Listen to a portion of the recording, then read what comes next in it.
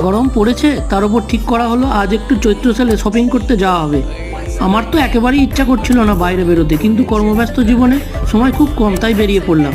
কারণ সামনেই পয়লা বৈশাখ, শুভ নববর্ষ আসছে। তাই আমরা চলে এলাম চুঁচুড়ার একটি শপিং মলে। এখান থেকে বেশ কিছু জিনিস সিলেক্ট করা হলো, তারপর ট্রায়াল শুরু হলো। এখানে বেশ ভালোই কালেকশন রয়েছে দেখলাম।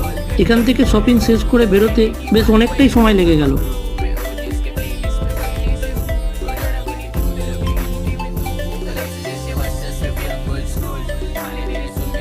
তারপর আমরা চলে এলাম একটা রেস্টুরেন্টে লাঞ্চ করতে। বেশ খিদে পেয়ে গেছিলো, তাই আমরা বেশ জমিয়ে লাঞ্চটা সেরে নিলাম।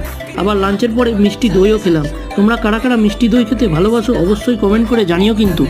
তারপর আমরা চলে এলাম আরেকটি শপিং মলে, তবে এখানে সেরকম কিছু পছন্দের জিনিস পেলাম না, তাই বেরিয়ে পড়লাম। এখান থেকে বেরিয়ে চলে গেলাম আরেকটি শপিং মলে। এখানে আমার মেয়ের কয়েকটি পছন্দের জিনিস পেলাম।